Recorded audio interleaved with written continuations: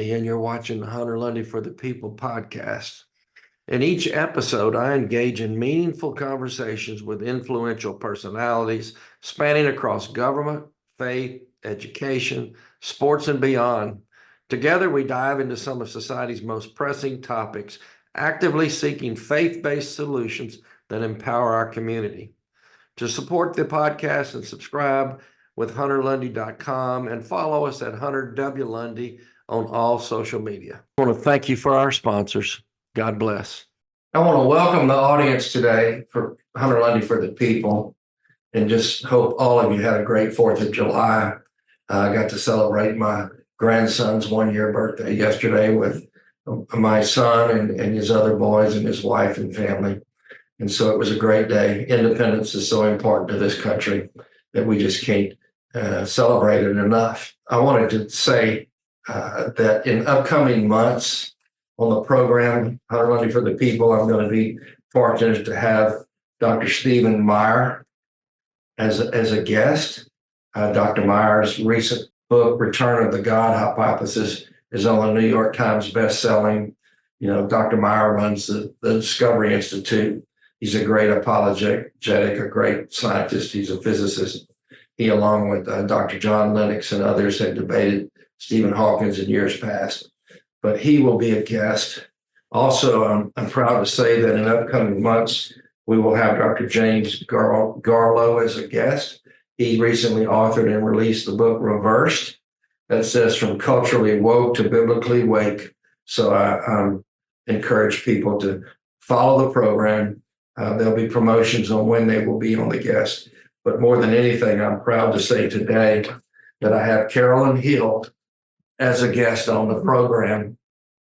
And just to read a little bit to the audience about Carolyn, she's an educational advocate dedicated to social work and committed to public service.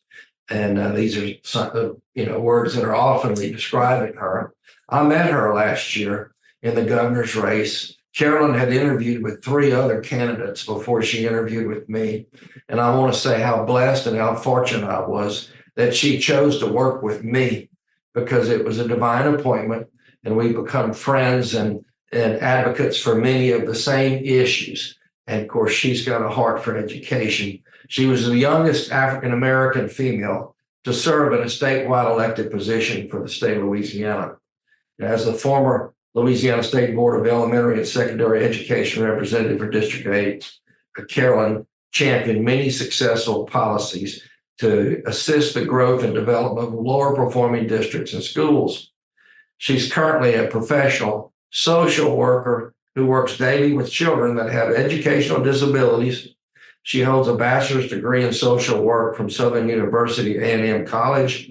She has a master's degree from Louisiana State University, and she's currently pursuing her PhD in public policy at Southern University. I do know, and I'm looking at the bio of Carolyn, but I know personally that she's the namesake of another Carolyn Hill from Miami that was a great educator that they named school district and a school building after. Am I right on that, Carolyn, yes, about your aunt? Yes, her name is Carolyn Patricia Hill. Carolyn Patricia Hill. And so what does the N stand for in your middle name? Nicole. Carolyn Nicole Hill. Yeah. So she's made a career out of serving for civic and political boards, and she studied abroad, and she's been a great advocate for education and for the community. I mean, she desires to help our community and educate young people to become more involved in public service. So she ran for the seat on the Louisiana Board of Elementary and Secondary Education, which we call the BESSY Board in Louisiana, and was successfully elected to office. And she has that belief that all children should have access to high quality educational opportunities. She will forever advocate these policies that are fair, and she will continue to be a voice for the voiceless. And I want to say that, as I mentioned earlier, she's a native of Miami, Florida. And today she's a resident of East Baton Rouge Parish. And she lives by the quote, "Your integrity defines your character, and your character defines who you are internally. Therefore, don't be moved by your emotions and always stand on your principles. Mhm. And what an important word, because we've seen, we know that words do matter. They do matter. Yes. The Bible says you can speak life or you can speak death. That's right. And so we know what we say is so important. But we also know that we've created movement around the society today, and even in the state and in the nation, that are based around feelings. The feelings aren't necessarily the truth. And I admire your quote that you stand by, because you understand it. We gotta stand on the word of God. We gotta stand on our principles. We gotta stand on the moral codes that the country was created on, and stand on truth and not our feelings. Because if we stand on our feelings, we end up doing kind of some of the things that we've been doing in years past in this country. So I'm gonna hush up, and I want to hear the audience wants to hear from you, Carolyn. You're in the trenches every day with our young people. So what's going on in public education? Well, first, Mr. Lundy, I'd like to thank you for allowing me to be on your podcast. It's such a great honor to not only work for you, but to be able to be here this afternoon to be on the podcast. And so thank you so much for that. Well, you're welcome. I'm honored to have you. Oh, thank you. But I'll say this is so as you stated, everyone knows who I am. But I think the main thing that I would like to jump right into is, of course, education, because that's my passion. I grew up from humble beginnings, and my siblings and I knew the only way out of our humble beginnings was to get an education. And we know education breaks the cycle of poverty.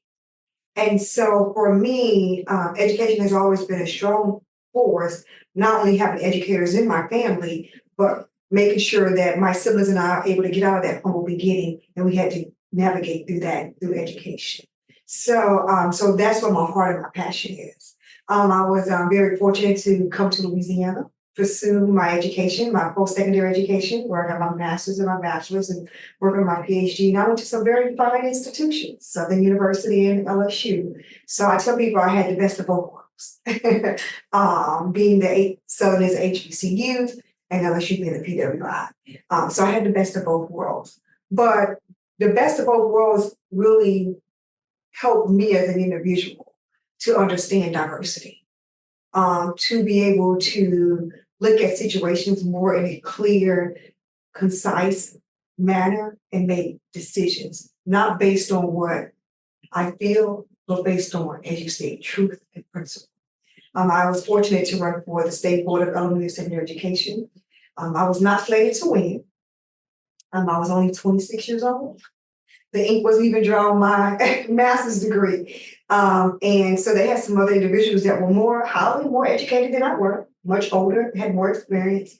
But I tell people, when God orders your steps and He has a divine purpose for you, it doesn't matter what walk of life you come from. It doesn't matter what your education level, your race, gender, etc. If that's His plan and His purpose, that's what's going to manifest. And so I ran 14 parishes.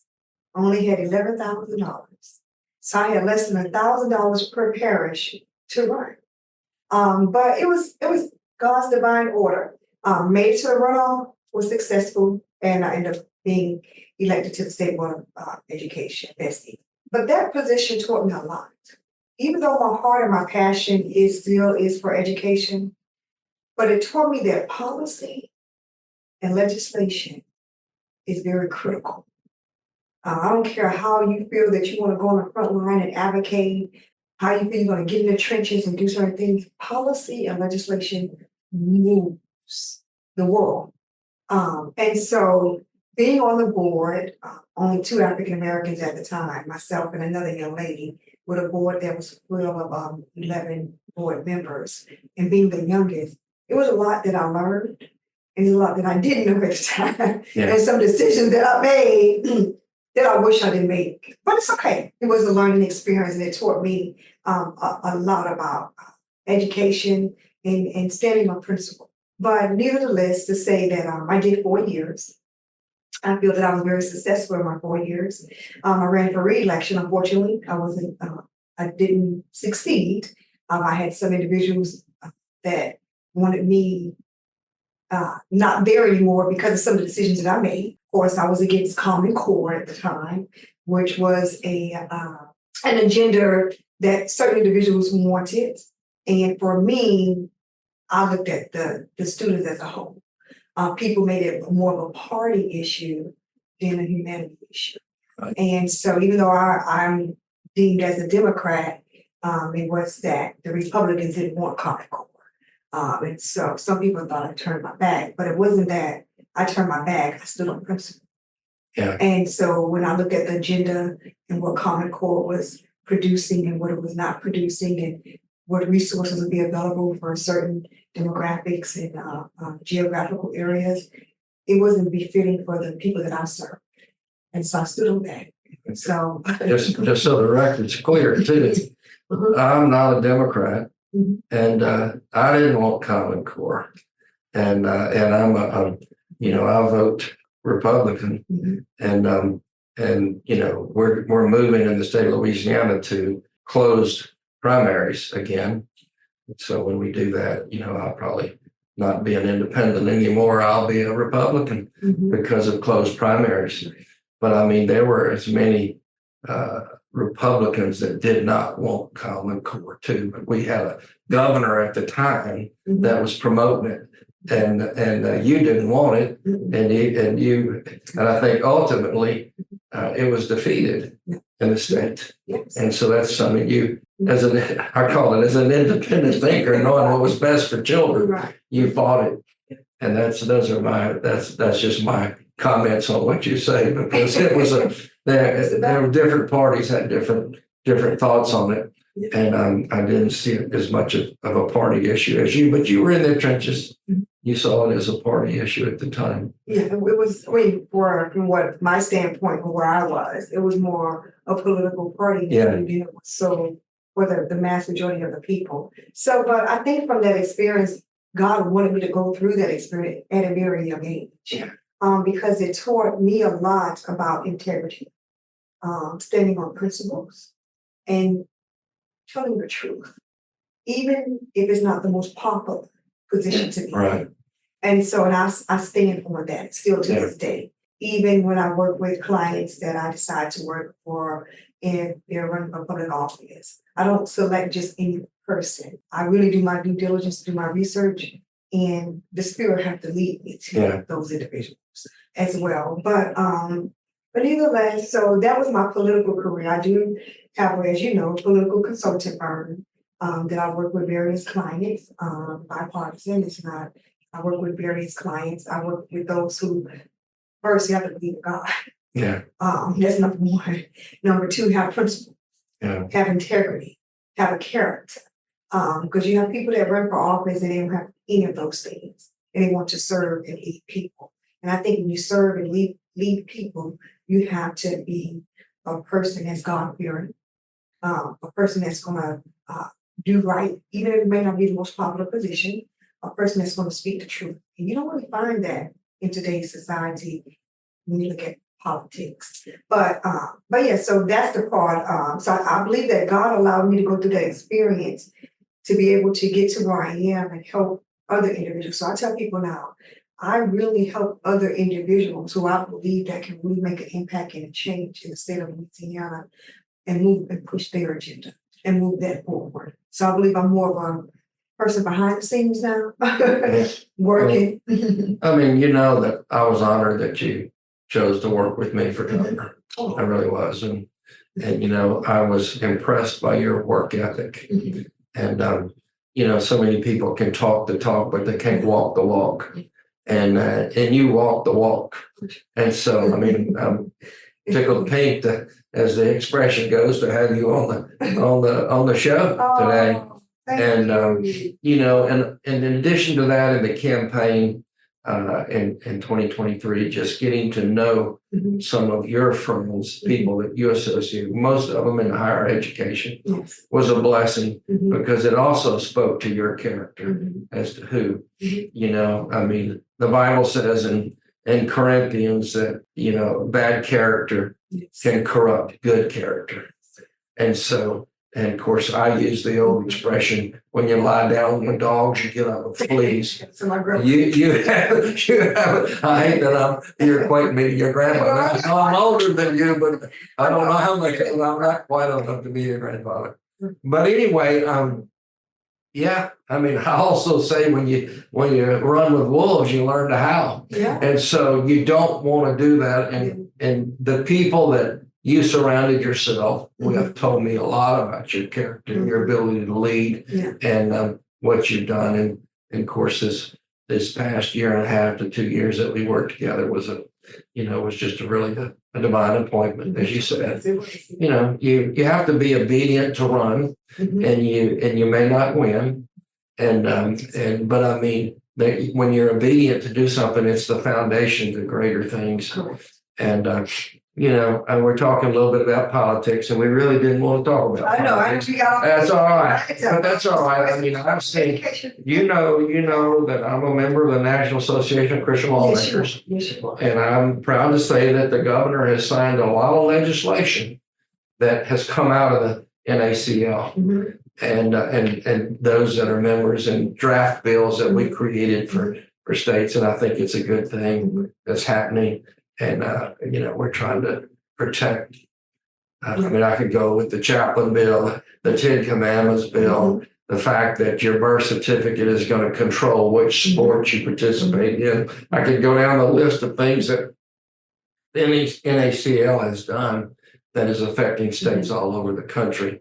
And our participation in getting Roe versus Wade overturned and to where it's individually handled state by state. Correct. All it is saying that there was never a constitutional right to an abortion. I mean, and we turned it back over to the citizens, the Supreme Court did. And it's, our judges are so important. And that's kind of my thoughts of what's going on. If somebody asked me about what I think is going on, and I think good things are going on. Some I disagree with, just like you. Right. And but we have a democracy, and we do want to keep our republic. We don't want to lose our republic from a nation standpoint. And so those are my comments, but I don't want to interrupt you. I got you for just a limited amount of time, and I want you to pick up where you left off about what's in the future for Carolyn Hill. And what are you doing right now? Well, currently I work for East Bainbridge Parish School System. I'm a social worker, and I work with students with special needs. It's called Exceptional Student Services. And so we work with students that are having academic, behavioral, health challenges that will impact them academically. And so the department that I work for, we diagnose, conduct evaluations, IEPs, which is individual education plans, to make sure that they are very successful academically as they move throughout their tenure in elementary, middle, and high school. So that's my primary job. That's what I went to school for, to be a social worker, but just to help people. And I love what I do. And just to piggyback from when I was on Bessie, I served on the Special Education Advisory Board. Prior to me being on Bessie, I was not working for East Bainbridge Parish School System.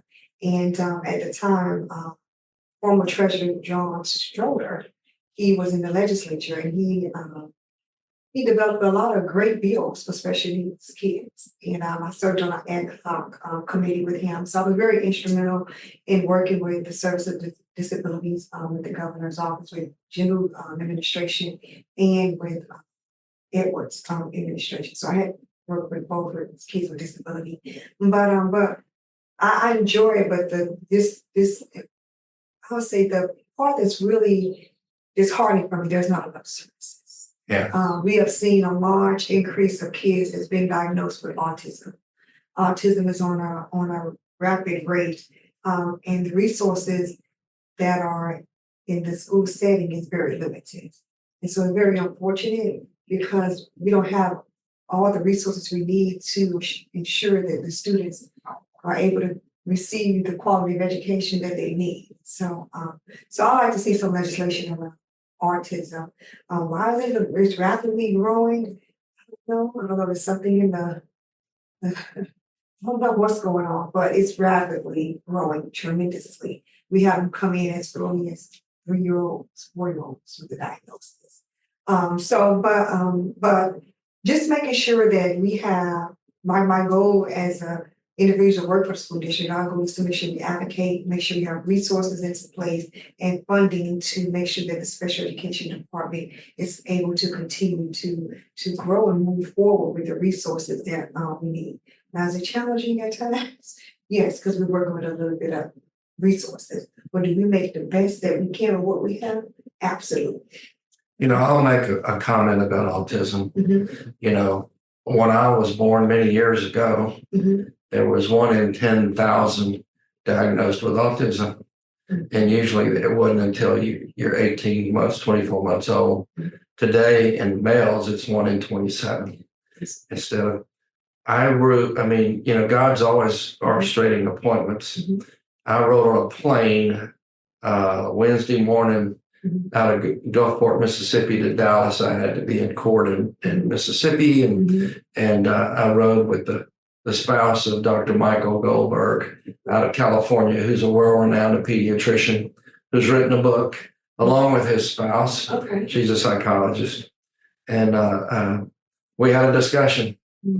And of course, I've listened to Bobby Kennedy, Okay. and I know what he has said about the MMR vaccine, and I know there was congressional hearings, and I listened to her, and she says it's the inability to address viruses in the lives that have led to autism, and so vaccines are concerned, and certainly me having talked to Dr. Stephen Meyer this week, who has agreed to be on this program in the future, that he says there's 1 in 800 adverse consequences to those who took the COVID-19 vaccine. And I'm not talking about deaths, or I'm talking about adverse consequences, which is unheard of. And then in the same week, talking to this lady who was well versed on it, asked me if I knew Judy Mikovits. And because she was personal friends with the lady, and I said no, but I read her book on the pandemic corruption, and she knew all about Dr. Fauci, and it seemed like the America was ignoring her book at the time that the vaccines were coming out. So there's some issues that I challenge the medical community and the scientific community, especially the pediatricians, not to believe the pharmaceuticals just because they're pharmaceuticals. Do their own research and make the right decisions for our children, because our children are our future. And my grandchildren are my future, and I want the medical community, and I don't want the country to be duped anymore. I know everybody's silent right now on what we went through COVID-19. We got how many $1 trillion of debt because of it occurred. It affected the economy like never before. We declared that bar rooms were necessaries, but churches weren't. It attacked every amendment to the Constitution because there were only a handful of states that stood up to what they were being told nationwide by our executive branch and the White House. So we need to wake up. No, I agree. And so we need to wake up. So you brought up autism, and I had a discussion this week with a lady who knew a lot about it. Oh, wow. And so the medical community knows that there's more to it than we should not be 1 in 27 young males diagnosed with it. Oh, wow. And again, we can't let anytime the pharmaceutical community joins forces with government, we're in trouble. No, And so I interrupted you, but go ahead. You brought up autism, and I was going to talk about it. Honestly, you made some very valid points, because one of the increasing populations as far as gender that we see that have come in with these diagnoses are males. Yeah. More than females. I would have more male children come in with the autism diagnosis than female diagnosis. Right.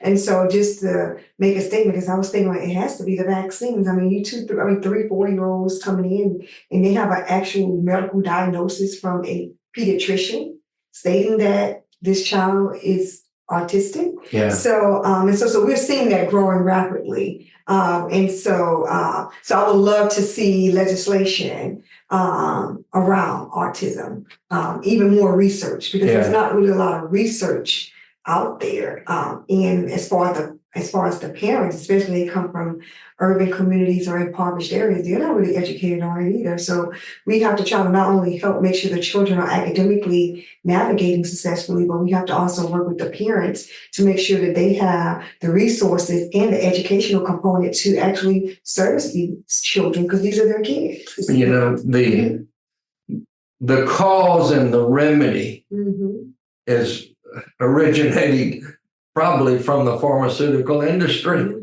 You know, just like right now we've got people that are having adverse consequences and from the COVID-19 vaccine. And we know now that it will transmit. You can have the vaccine and you can transmit the disease. The efficacy of it's very little, not as good as they ever predicted it to be. And if anything, the adverse consequences that as a result of taking it were totally unacceptable.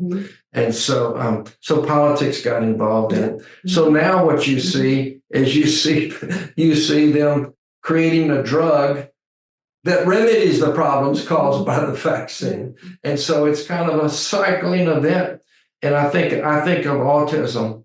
So what did the industry do? If in fact they did cause it or contribute to it, then all of a sudden we start having Ritalin and we start having Adderall and we start having every drug you can think of that works on a young male that's hyper or has attention deficit. And then we have an ADD, and then we have an ADHD, and then we have, and so I just think there has to be some barriers or some research and people with some common sense to realize what the problems are. And there needs to be a separation of powers between the CDC, the NIH, and the pharmaceutical industry. No, I mean, I totally agree. I mean, prior to this autism increase, you're right. A lot of the young men, more than females, were being diagnosed with ADD, which is attention deficit disorder, ADHD, attention deficit hyperactive disorder,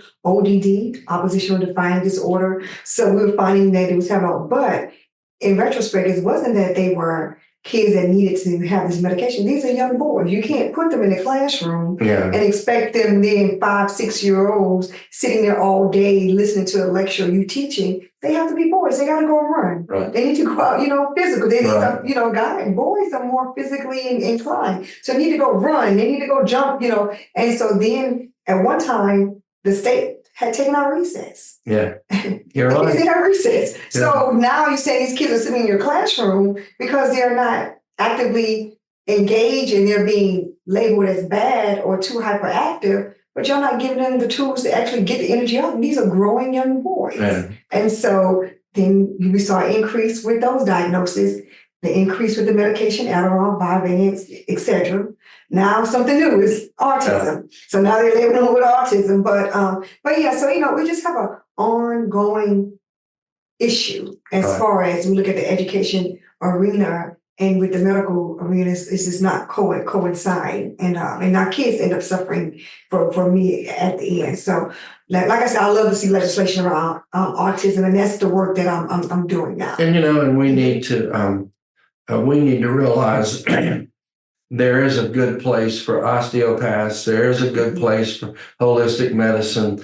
There is a good place for chiropractic medicine, all the things. And from the beginning of time, and I'm not against medicine at all. I mean, I'll go back to say Luke, part of the writer of the Gospels, was a physician. And so I go back to the truth of the word. And so we just need to really go back to what our belief system was, and again, I promote Dr. Garlow's book on called Reverse, and he talks about many of these issues in that book. And but you're right, and you're in the trenches with it every day with these young people. Now, and I'm going to roll back into politics just briefly because of your work with disabilities. I think this Education Savings Act bill that passed, which I said I would support. I mean, I realize a lot of the teachers union did not necessarily agree with me, and I did not, I wasn't against what they were, but I felt like that, we could create some redirection and funding for people that need money. And the ESA Act, my understanding, goes first to families with disability, children with disabilities. Then it goes to the impoverished families next before it reaches the majority of the public. And so I think it's probably a good thing that it was signed in. Did I ever believe in, complete vouchers? No. I still believe in public education tremendously, and we just need to enforce the rules. We need to enforce the regulations, and we haven't done that. And the reason we haven't done that is because principals are judged by, who's ejected from their classroom or who's expelled or who's suspended. So schools get bad ratings by those things. So it was a cycle of bad stuff. Correct. And so again, it's a hard issue. And you and I know that 67% of families today end up in divorce. Yeah. But fathers cannot abandon their children.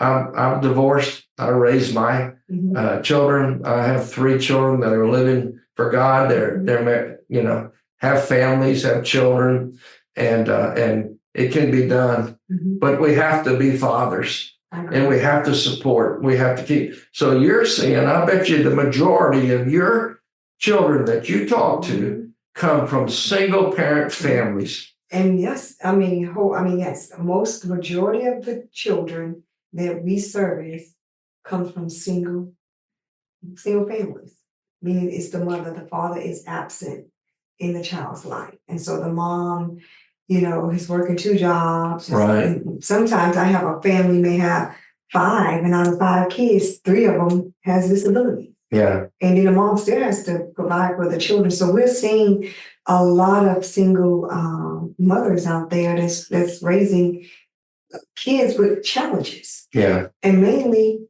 young boys. And so that's another that's another challenge. But one of the things that I think that you said, even under the current governor's administration, some of the bills that he has passed as far as education for me, I think that we needed to go backwards. We needed to bring the foundation of Christ and God back into the school. Yeah. We have to. And it has been stripped out of the schools. And I think that's why our schools are such in disarray. I remember in high school, we had a Bible club, and I was a part of the Bible club, and we'll go pray in the middle of lunch, our lunch period, we'll make a circle and we'll pray, and then we'll find other kids. And I just think that we need to go back to those basic foundations. And I think when they took, even when we did the Pledge of Allegiance, we had time to do a moment of silence. Right. Whoever you pray to, your God, and all of that has been stripped out of the school system. I think and that's why we have such an educational system that's just broken. Yeah. Because we have taken the foundation of God out of it. Amen. And that's just what I believe. And that's my principle and what I stand on. Well, I'm too, and the legislature's done a good job in this session. The governor signed the bills that were presented to him. He vetoed a few of them. I'm proud that it's done, because that's exactly what we need to do. We need to reverse where we've gone with this. I was talking to 2 young ladies before we started this interview today about what happened.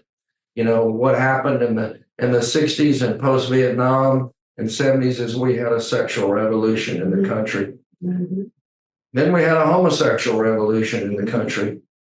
Then we've had all these things going on. We've created theories that cause divisiveness. And I'm sorry, I'm a patriot.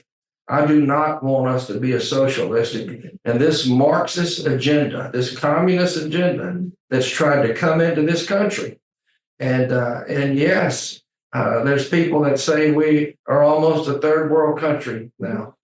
And it's pretty simple.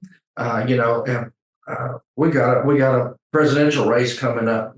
And what we saw on TV the other night was not a good sign. And so that's, you look at the Republican agenda and you look at the Democratic agenda, and it's an easy choice. The Republican agenda is the better agenda. What I have liked to see Robert Kennedy Jr. be allowed to participate in it, because I think he'd have brought the level up some. I would. Do I agree with some of the things that he believes in? I don't, but I don't agree with anybody completely. But when you look at the two platforms, it's a pretty easy platform if you want to follow the Word of God. And so that's easy for me to choose. And so we're in a divisive world today. Yes, we are. And unity comes through Christ. And not that we can't be in unity with our Jewish brothers and sisters, or even Muslims that have a moral code and that don't believe in jihad and the destruction of Jews and Christians. And so we can be in harmony and be the great country we've been. But it takes people getting informed. I commend you because you're well informed, and we need voters to get informed. If I can do anything on this podcast to tell people to get informed, go read. Go read and figure out who's what. And don't trust any media. Don't trust any social media. Go do your own research. And look, I want to say I was honored to sit with you with the Lieutenant Governor of North Carolina recently.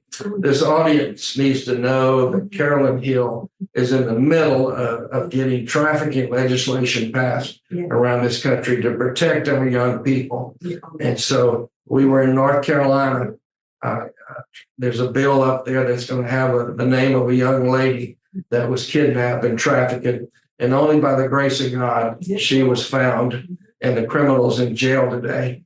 But I mean, she's a 16-year-old girl, cheerleader in high school. Daddy's a football coach. Mama's a teacher. She was groomed to turn on her fellow students and believe that she was bullied and her parents didn't love her. It was all a big face lie.